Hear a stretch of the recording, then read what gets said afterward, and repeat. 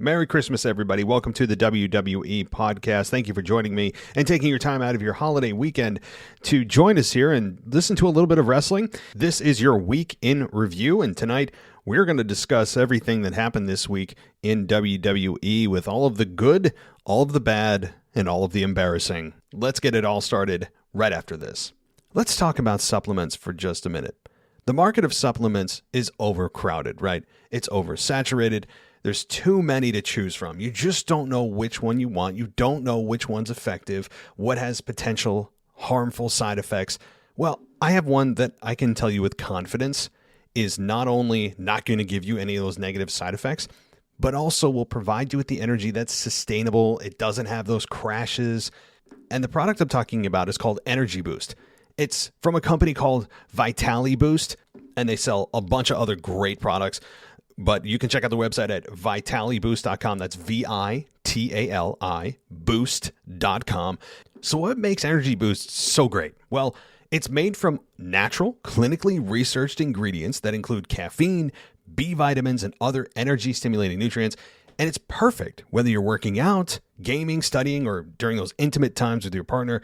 Not only does Energy Boost give you sustained, powerful energy, it's also specifically formulated to avoid those negative effects that I was talking about that some people experience with just consuming caffeine alone. I'm a massive coffee drinker. I can tell you the crash is no fun, right? We all know that. Those of us that are Starbucks aficionados or wherever you may get your coffee, we all know what that does. This is not going to give you that crash.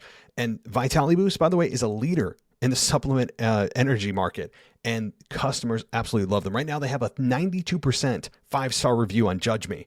It's a third-party review platform that only accepts reviews from verified purchases, so you know they're not just creating these manufactured reviews.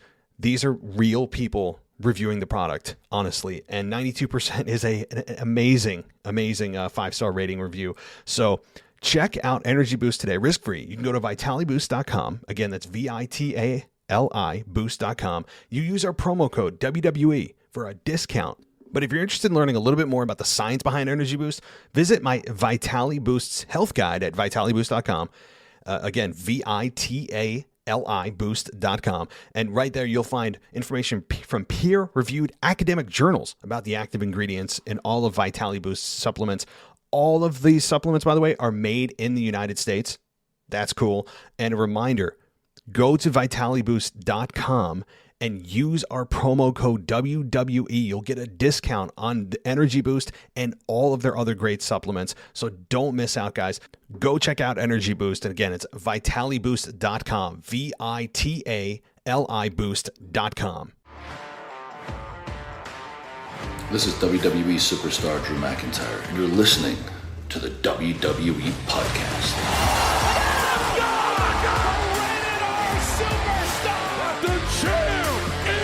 The one that everybody wants, me. Becky Lynch is going to WrestleMania. Claymore! Austin 316 says I just whipped your ass. This is my honor. You're going to acknowledge me. Welcome, everybody, to the WWE podcast. Hope everybody had a wonderful Christmas if you celebrated it, or if you didn't, well, then I hope you had a nice weekend. And we are now on to something that all of us will recognize, even if you don't celebrate it, and that's the new year. And we are about to plunge into 2022 in just about a week, and can't believe it, right? And it's just so crazy how quickly the years go now. The days are long and the years are fast. There's nothing more true than that. And we are going to be, on Saturday, enjoying ourselves a day one pay-per-view event. So gear up. Strap in. It's going to be a wild ride, I think, for day one. That's going to set the tone for 2022 for WWE. And we are under 100 days now till WrestleMania.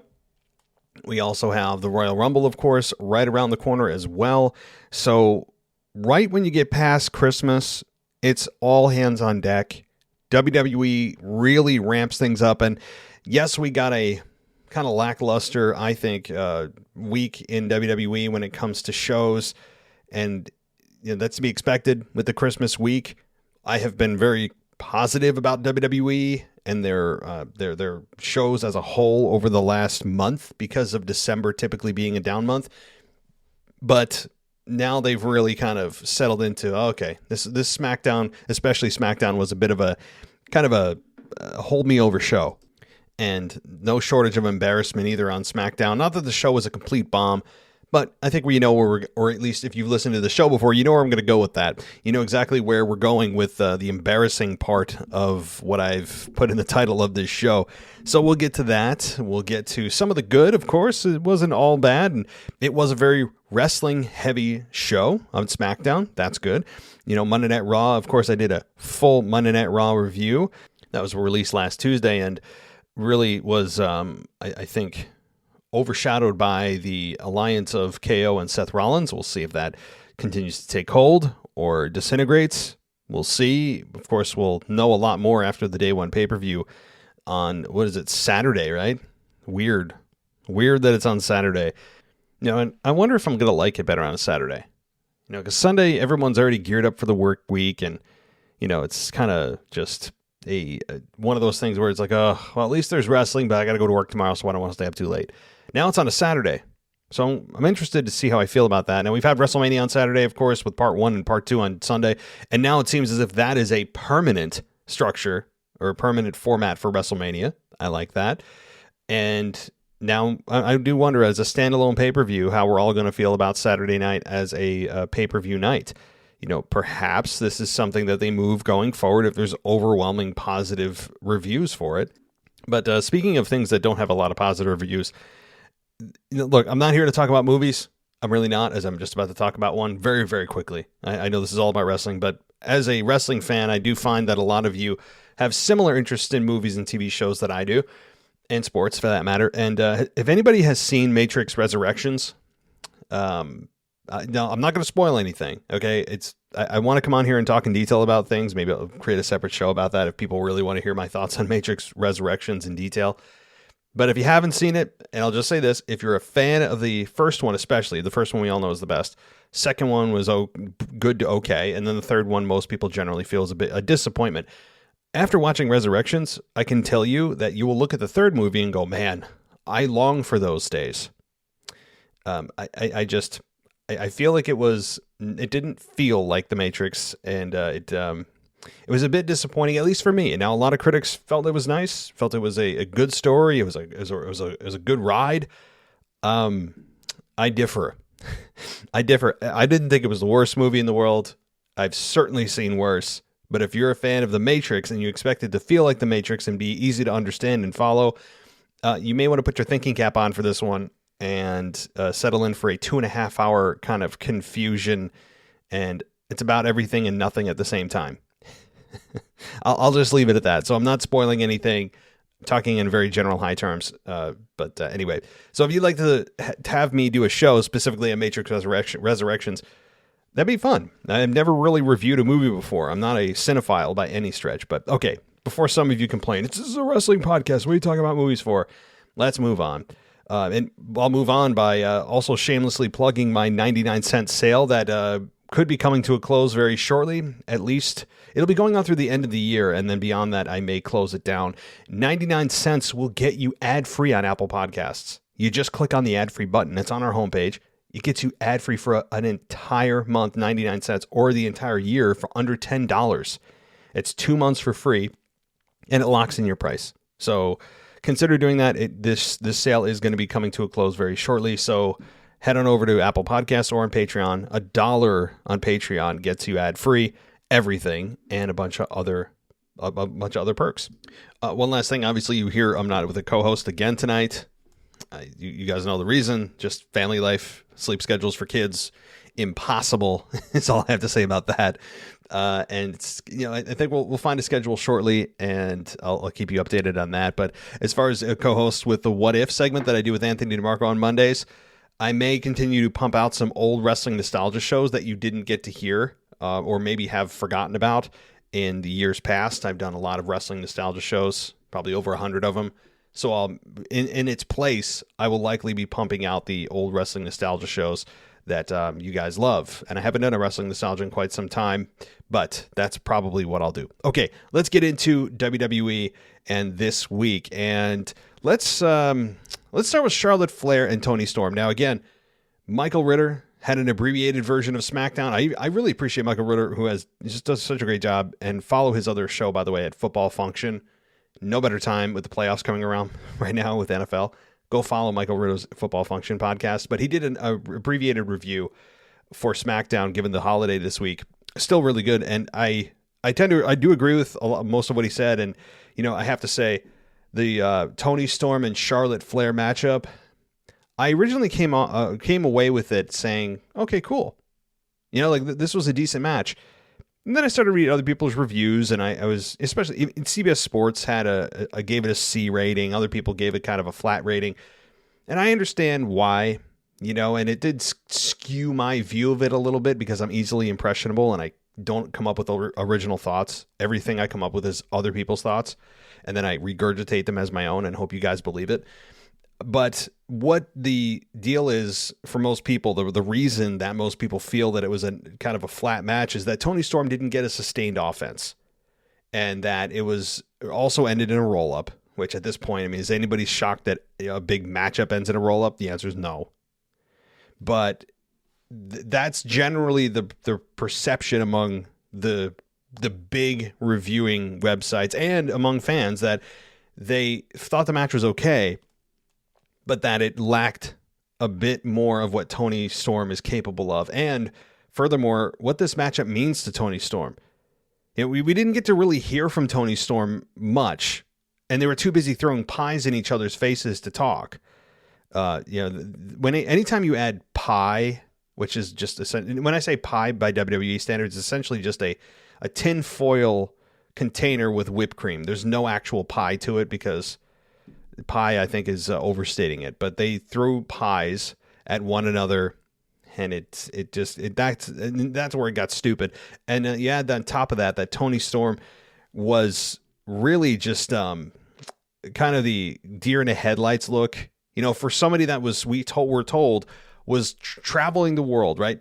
She trained in Japan, she trained overseas, and in the UK, and she grew up in New Zealand, or she was born in New Zealand but grew up in Australia. She's basically a world-traveled, grizzled veteran. That's what we're told. And that she gets to WWE, and she is a deer in the headlights, fangirling everywhere, just kind of lacking confidence at times. And they even pushed that narrative during the match, whereas Toni Storm did get a little bit of offense, that you had, I think it was Pat McAfee, say that, with each passing offensive maneuver, Toni Storm gains confidence that she could win. Well, she should believe she could win if you just told me that she has basically traveled the world and is a hybrid style. So again, this is not some doe-eyed NXT call-up, 2 weeks into the job. I understand the narrative they're pushing, but they're very contrasting narratives when you tell me one thing and then also are trying to tell me basically the complete opposite on the other end during the match. Yeah, she's a world-traveled, grizzled veteran. She's taken some of the best things from every style that she's learned, and she's morphed them into this hybrid style. Oh, but by the way, yeah, she's lacking confidence in this match. They didn't say that outright, literally, but that's the impression you get, that she's a complete underdog. So it's very confusing. And I think Toni Storm she's not in a terrible place. She's just in a weird place where she's, again, another blonde on the show, and Vince loves his blondes. But right now, the women, and they've not felt that way, but they have shown that they know they need to differentiate themselves from the typical blonde. You have pink hair, you have blue hair, you've had red hair, you go across the board. The colors of the rainbow have visited the heads of women over the years to differentiate themselves. And that's good. You want to, for marketing, differentiation, get noticed, all that. And Toni Storm, again, is kind of a secondary blonde to Charlotte, who is the alpha female of the women's division, period. I don't care, just SmackDown, just period. So she's kind of competing with another blonde, and she is another pretty blonde. If you don't know who Toni Storm is, right? If you went into this match not knowing who the hell Toni Storm was, have zero background on her, and don't know her credentials, don't know anything that she's done, and you just came in blind, you would look at this and say, oh yeah, she's a pretty girl. Charlotte's also a taller, pretty woman, and they kind of look similar. and looks like Toni Storm is the underdog. Like, I mean, that's the blind perspective. So I don't know where the hell I was going with this. My point is that Toni Storm, I think, has been mischaracterized to the public. I think that she needs to be showing a bit of an edge and not just this kind of doe-eyed, happy to be here, throwing pies, also standing there like somebody who just got, when Charlotte hit her with the pies, she's standing there like she's in a high school cafeteria, humiliated when like the high school bullies come up and, I don't know, throw chocolate pudding on her or something. Just this whole thing was just bizarre. And then the matchup, which again, I didn't get any pre-match interview that I'm aware of, any kind of emotional investment that Toni has that I'm supposed to suddenly have that she doesn't. It was not good. The match was okay. Again, I understand the criticisms. I guess I'm a little bit higher on the match itself, the physical part of this, because Toni Storm is so good in the ring. And obviously Charlotte Flair is probably the best in the ring. I know that'll stir up some controversy, but she is. She may not be able to do all of the fancy maneuvers that Toni Storm can do.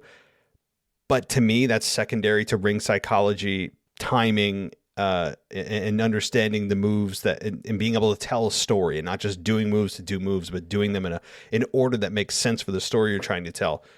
So I think Charlotte more than has the edge there, even though she can't do all the fancy moves Toni can.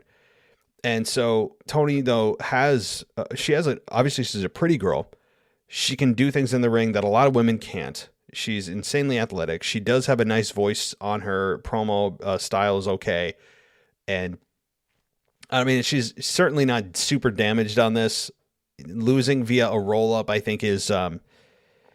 It unfortunately comes with the territory now. There's no situation in which WWE will exempt the roll up from happening.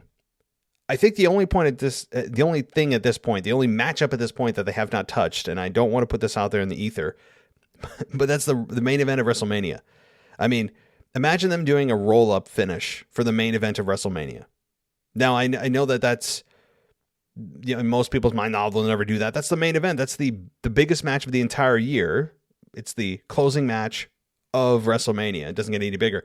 Again, I see no evidence to the contrary that they wouldn't do it, because just when you think they won't pull a roll-up out of their sleeve for a big-time matchup, they do it.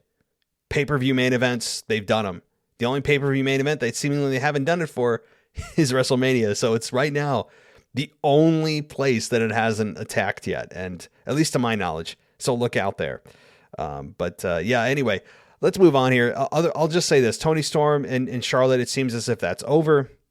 And she lost cleanly to Charlotte via a roll-up because WWE Creative is too cowardly to have anybody seemingly get a clean finish more often than not. Not all the time, but more often than not.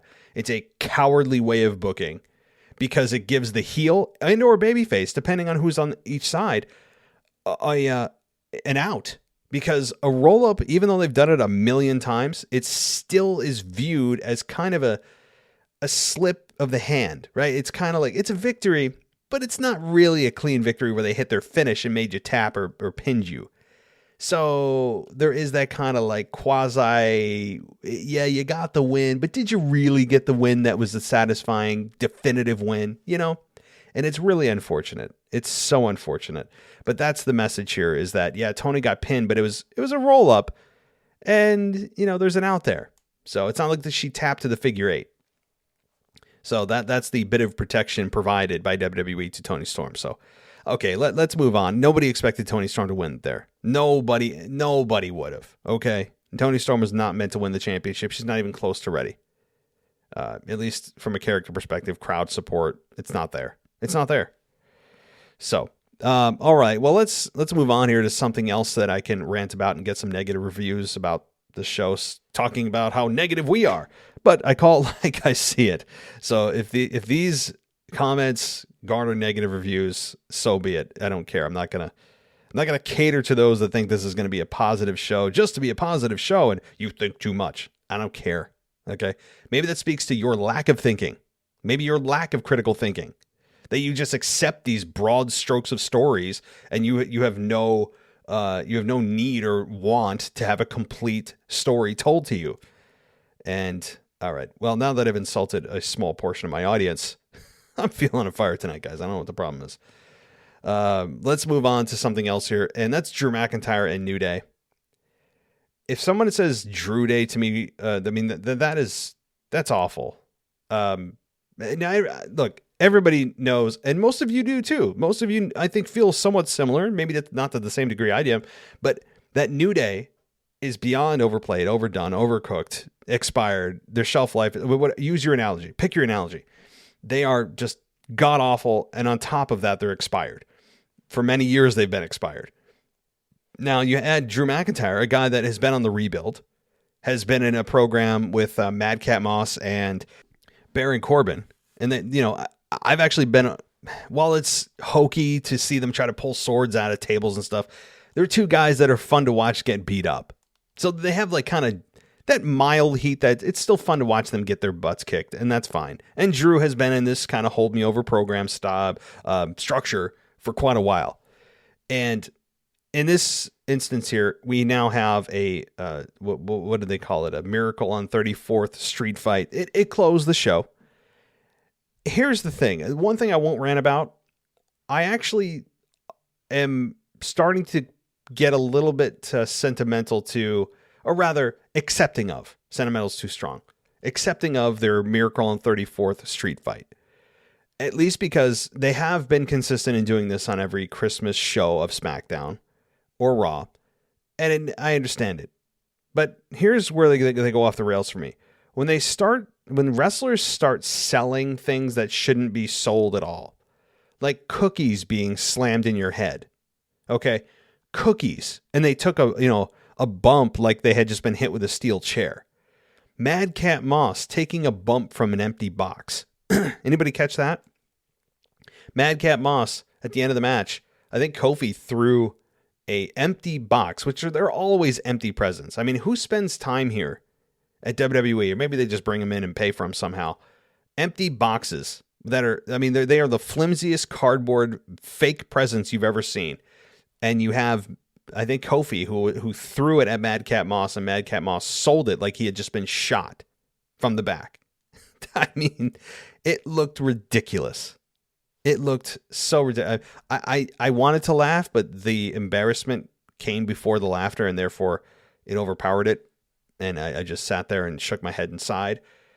And beyond that, it is fun to see Drew kick Madcap Moss in the head. That's fine, and get the victory as he should. So there is that. Drew didn't lose this matchup, nor is this matchup designed for heels to win. It's not. It's a gimmick, one time off, once a year matchup. So typically the babyfaces win. It's a feel-good moment. It ends the show. And Drew McIntyre, though, participating with New Day is the worst. I mean, Drew, I'll say, he does have kind of that fun-loving personality at times. He does show it in his promo, so it's not completely out of character. Like it would be totally implausible he would do this. But when he's participating with the New Day shenanigans, like they're a bunch of 14-year-old boys at a playground, Xavier's backstage with his crown, and Kofi Kingston, who is one of the worst personalities on any TV show I've ever seen across the board, not just in pro wrestling, just period. He's one of the worst, and you have Drew in there laughing with them. I don't know what to say about it. I mean, I'm going to give Drew a pass because he's a babyface, they're babyfaces, and everyone just seemingly just goes along with the New Day's nonsense if you're a babyface. Like, if you're a babyface, like, you don't even question them acting like 14-year-old boys. You just go with it. And it's ridiculous. You had not Madcap Moss. You had Rick Boogs last week kissing the ring of Xavier, and they're like, all hail the king or something. It's just like, what are we doing? What is everybody just being sacrificed at the altar of the New Day's sophomoric antics? And this matchup didn't get any better, of course, as we know. It ended up with eggnog on somebody's head. We had Drew actually participate in the eggnogging of Madcap Moss and Baron Corbin. And I mean, it's terrible stuff. I mean, people get thrown through boxes that are empty. People using Christmas trees as weapons. It's just, I don't know. While I said I'm warming up to the matchup, I guess from a sentimental part of this is like, oh, it's Christmas. So it's like a feel good time. It's Christmas.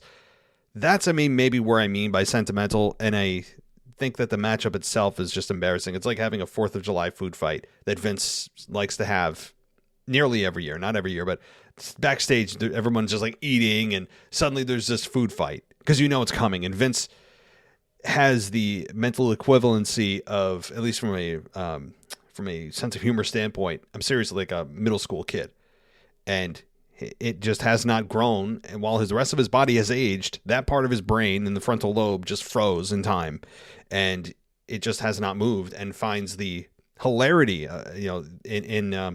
in food being thrown at people's faces and ketchup on people's faces, and feels there's an audience for that.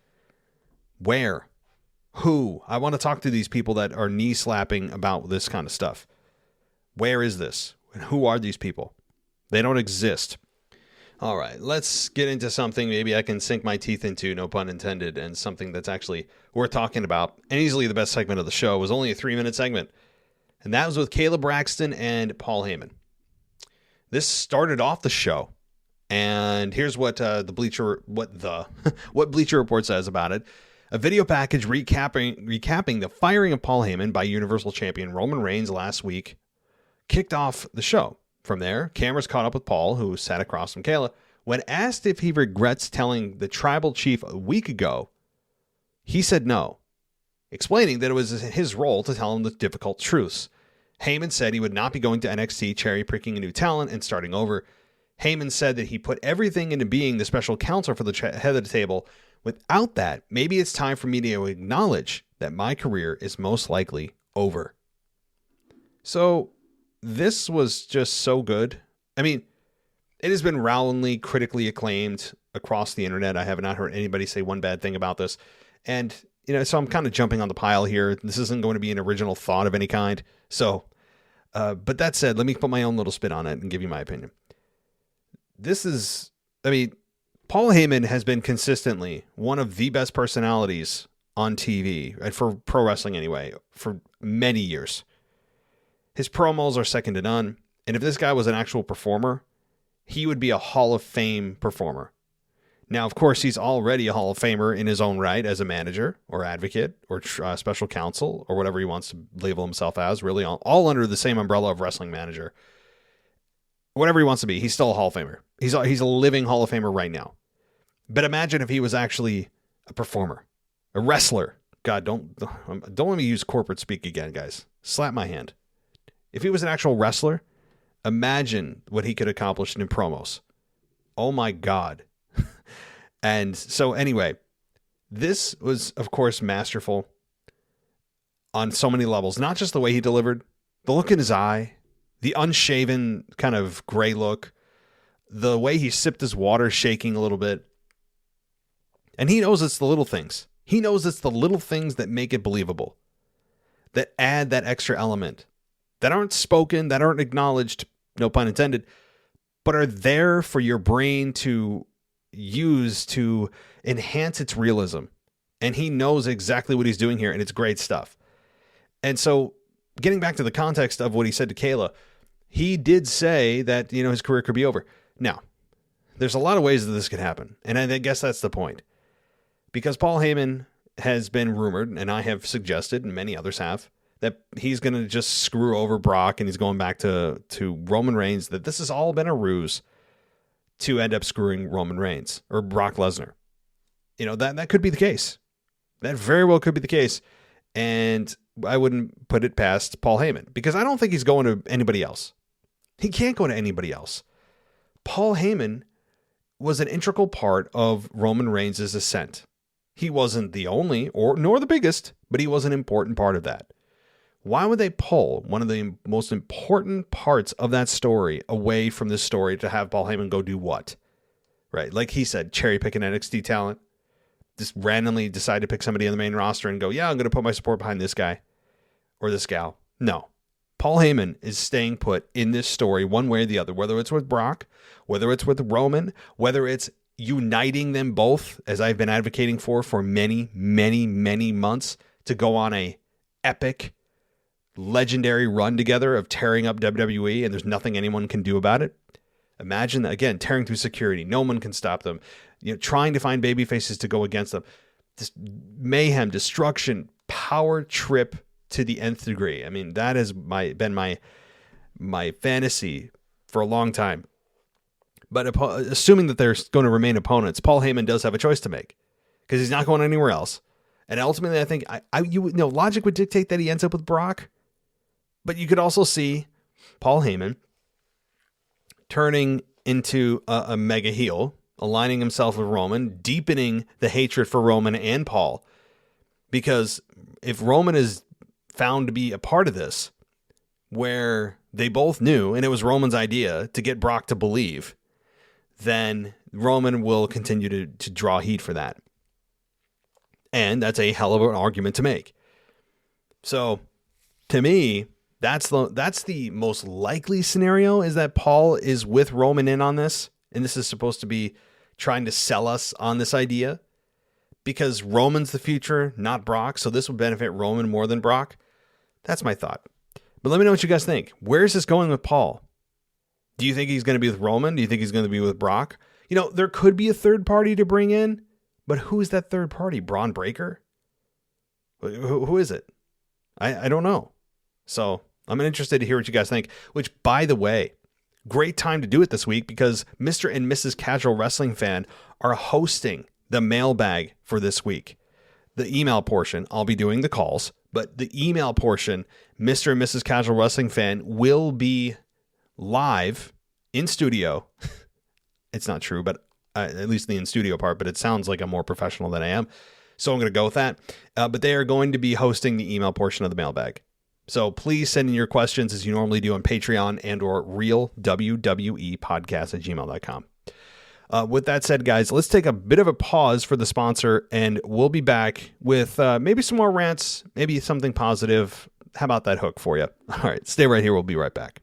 Let's talk about supplements for just a minute.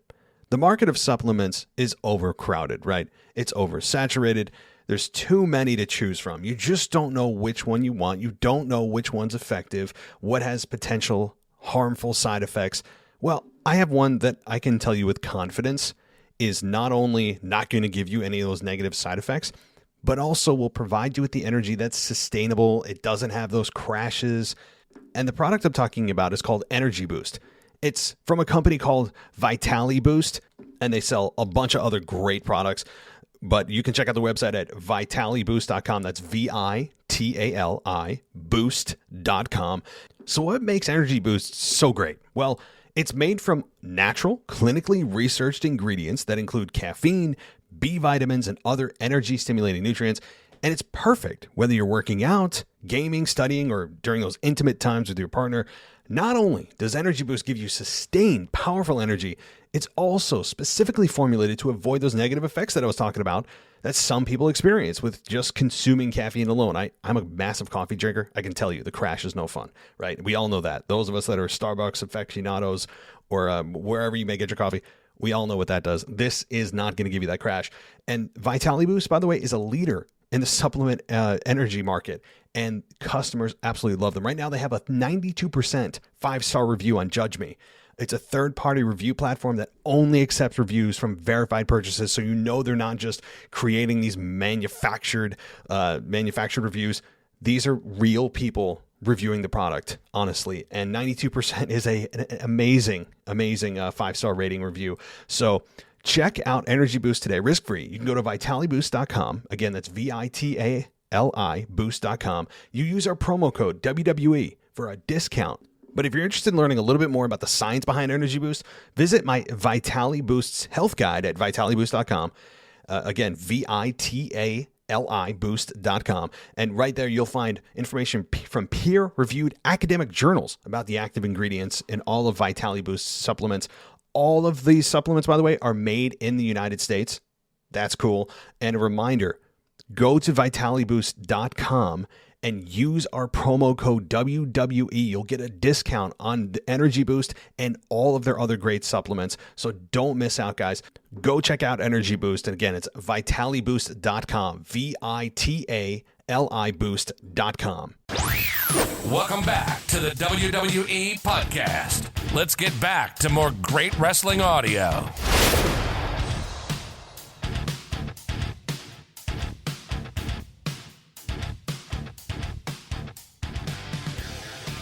All right, let's continue on here with SmackDown. Of course, we'll touch on Raw just a little bit. And let's get to it because this took up, honestly, the majority of the show. And that was the 12-man not over the top rope, 12-man gauntlet matchup that was really supposed to be a play on the 12 Days of Christmas. So this essentially took up, I felt like 45 minutes to an hour of the show. The winner of this match would receive an Intercontinental Championship match. It's always funny now that when they do these number one contenders matches and they have to find somebody to go against that next challenger, no matter what the championship is, that they don't tell you when it's going to happen anymore. Because typically in wrestling's past, WWE's past, they used to say, well, at the next pay-per-view event or day one, or whatever, the Royal Rumble. Now they don't even tell you because they want that open flexibility. They want to leave it open so that if they want to blow it on free TV, they can. And they have been, instead of committing themselves to a pay-per-view event only for championship matches. Which, again, in my mind, it should be, but we're in different times. I know that. So this was, again, a huge, long matchup, and it did end up with Sami Zayn getting the victory. Now, Sami Zayn getting the victory was, of course, most people's predictions and mine, and I think it's the right one. But to me, the one standout here, Ricochet. I mean, not his moves, okay? I want to get away from Ricochet as this kind of firework character where it's superficial, because most of us watch Ricochet to get a quick look at what crazy moves he can do this week.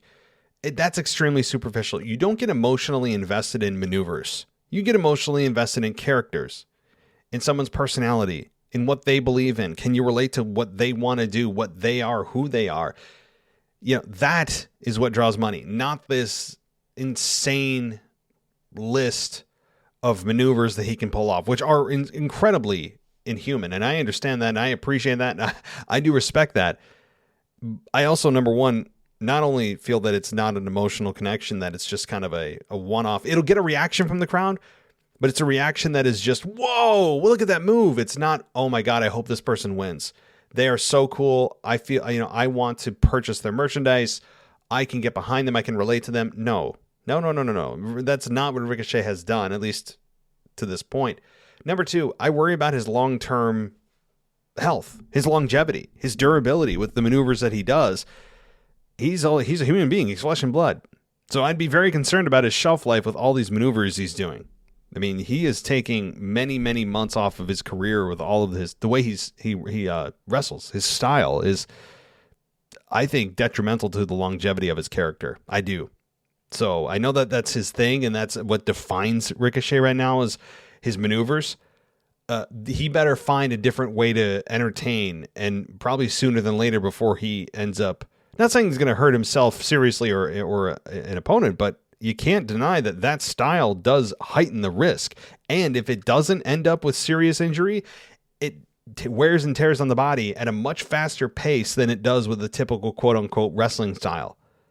So I know that's what defines him, and that's his differentiator. I get it. Marketing, understood. But I would, if I were Ricochet or, if I were a WWE, I'd maybe say, hey, tone it down a bit. We'll give you some character development.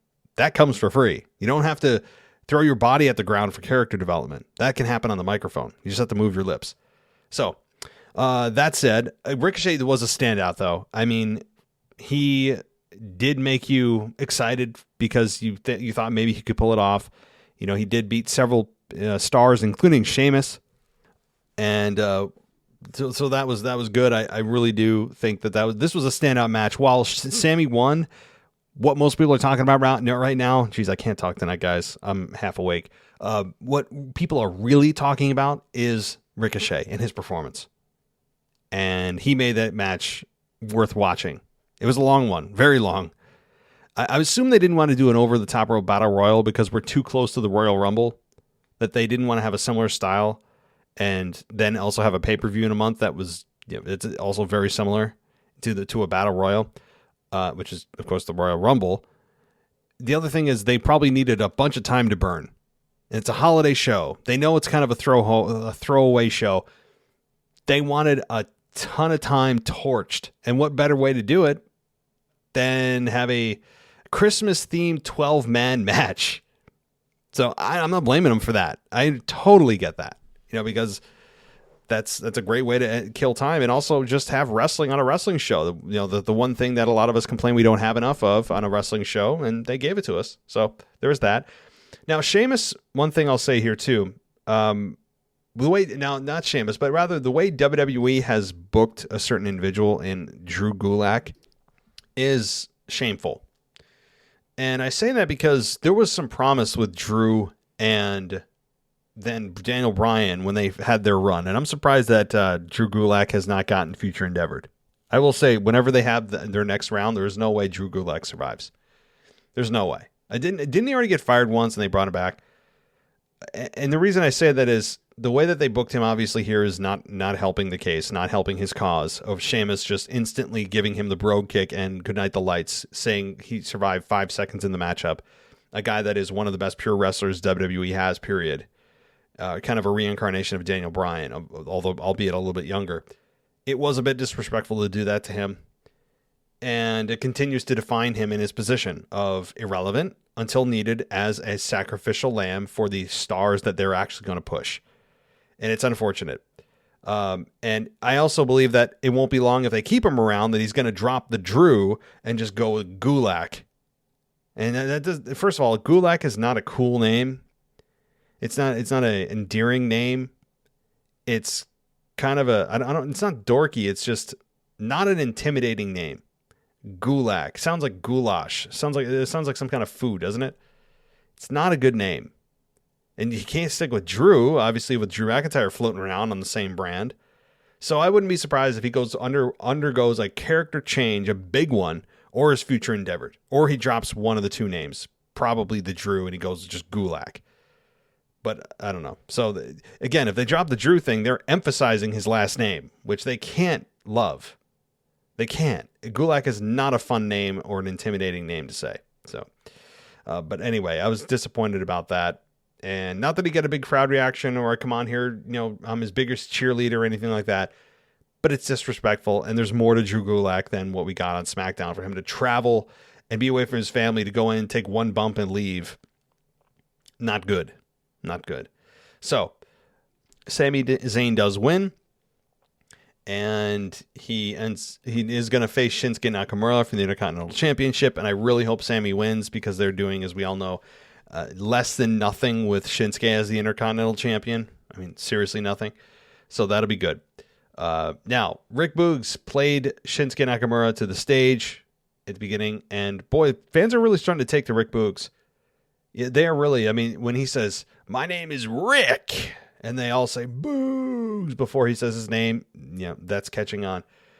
And they also scream with him when he introduces Shinsuke Nakamura. I'm not even going to attempt to get that high of a tone or a note. It's not going to happen. My voice.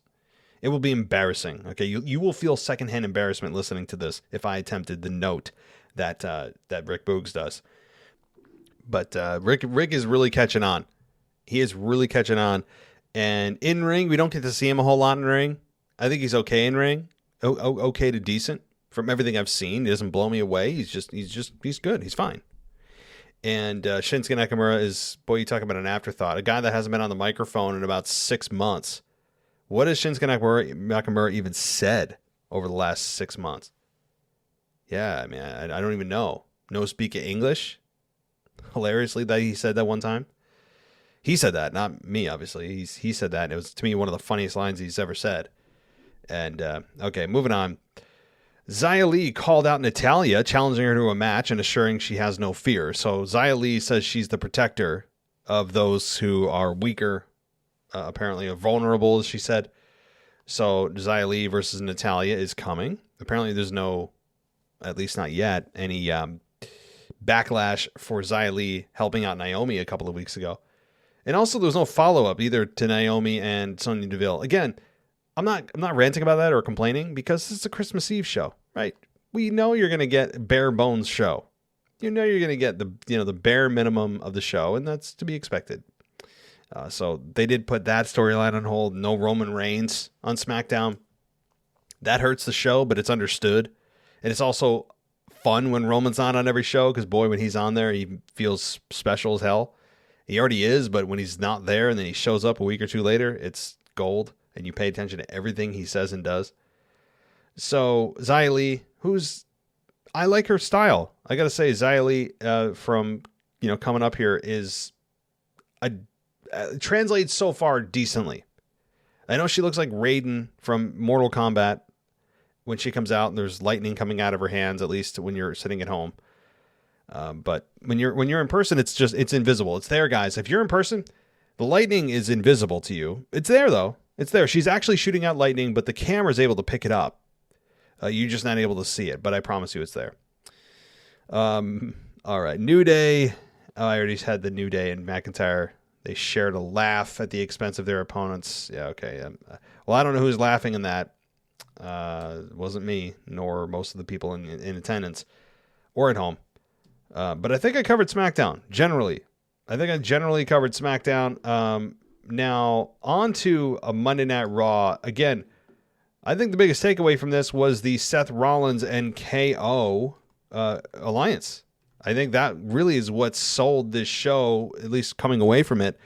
They ended up tearing up Lashley and making him pay a hefty price at the end of that match on Monday Night Raw. And Big E, of course. So I think you're going to have a rematch maybe this week. And we also have a big Monday Night Raw coming. I think there's 3 announced matches. You have Omos versus AJ. I think you have, who is it? I was going to say the Raw Women's Championship.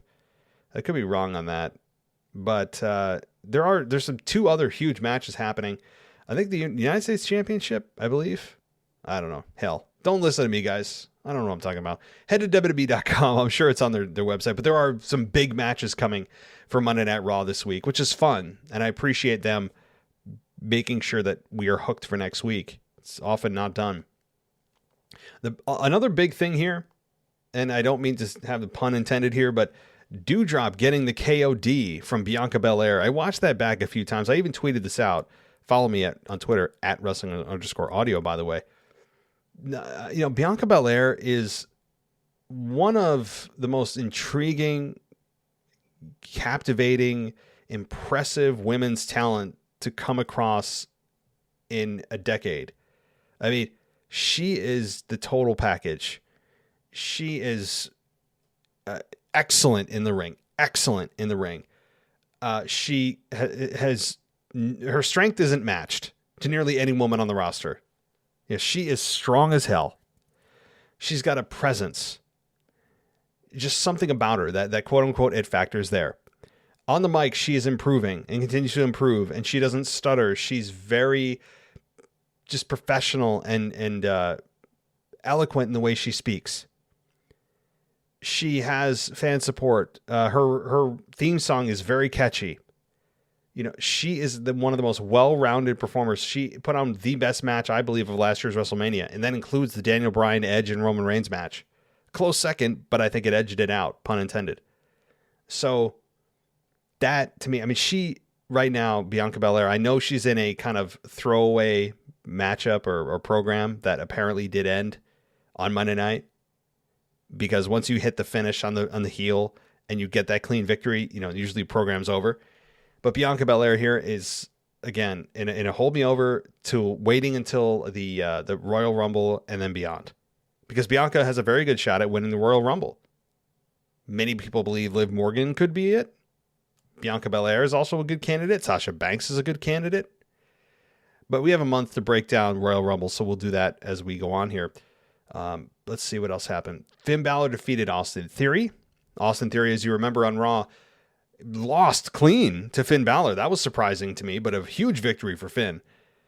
And then he got his heat back, Austin did, by attacking Finn again backstage, hitting the selfie thing, and then trying to impress Mr. McMahon like he's a softball coach or something.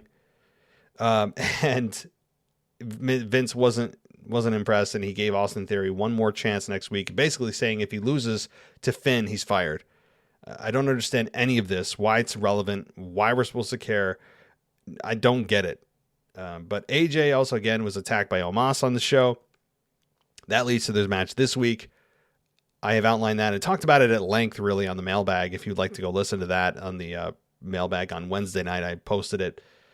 Let's see here. Randy Orton defeated Chad Gable via pinfall. Oh, that's the other big matchup, now that I remember.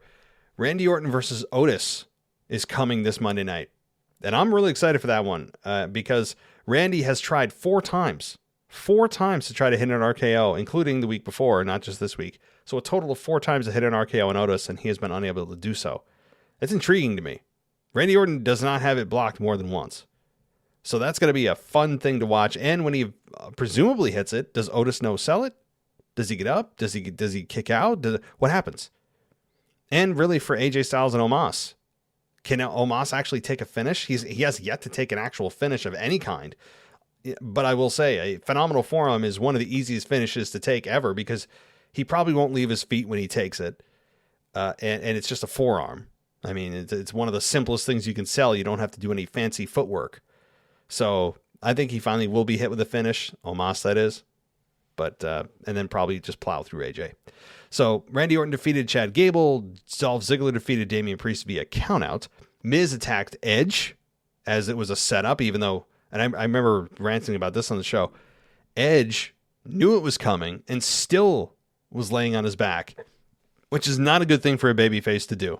When you know it's coming, still coming, and you still get fooled, I mean, that's on you. That's uncreative. Bad job.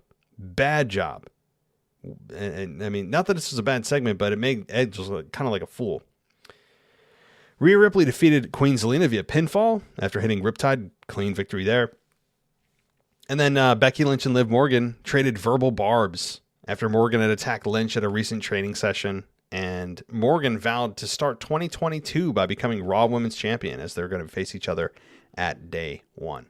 So I think that wraps up our week in review. Again, a huge Monday Night Raw coming, and we're about to shift it into WrestleMania gear, guys.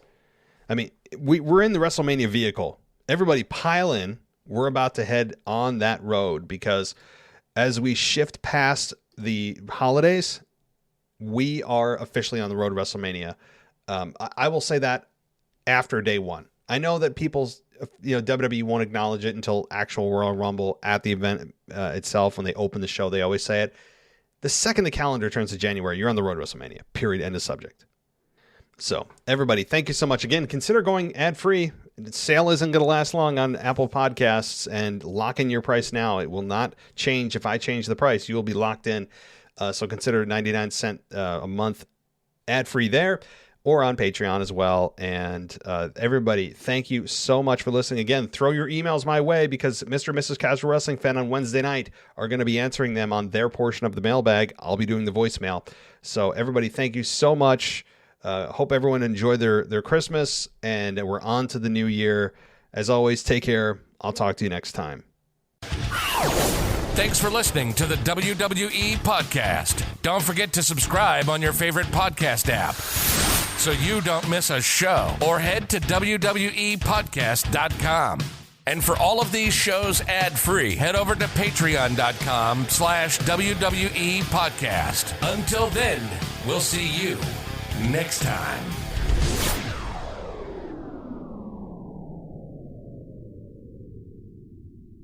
Let's talk about supplements for just a minute. The market of supplements is overcrowded, right? It's oversaturated. There's too many to choose from. You just don't know which one you want. You don't know which one's effective, what has potential harmful side effects. Well, I have one that I can tell you with confidence is not only not going to give you any of those negative side effects, but also will provide you with the energy that's sustainable. It doesn't have those crashes. And the product I'm talking about is called Energy Boost. It's from a company called Vitali Boost, and they sell a bunch of other great products. But you can check out the website at vitaliboost.com. That's VITALI boost.com. So what makes Energy Boost so great? Well, it's made from natural, clinically researched ingredients that include caffeine, B vitamins, and other energy-stimulating nutrients. And it's perfect whether you're working out, gaming, studying, or during those intimate times with your partner.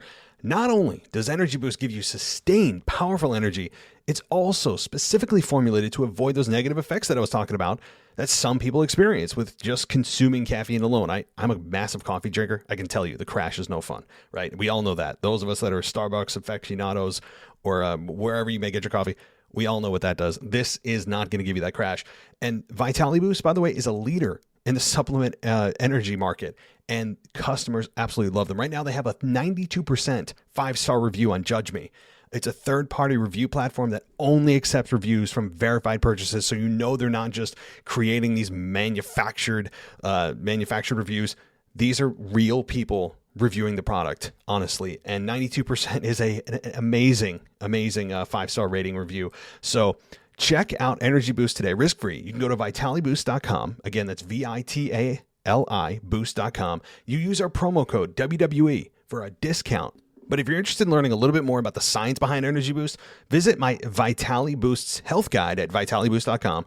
Again, VITALI boost.com. And right there, you'll find information from peer-reviewed academic journals about the active ingredients in all of Vitality Boost's supplements.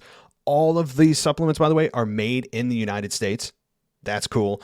And a reminder, go to vitaliboost.com and use our promo code WWE. You'll get a discount on the Energy Boost and all of their other great supplements. So don't miss out, guys. Go check out Energy Boost. And again, it's vitaliboost.com, VITALI boost.com.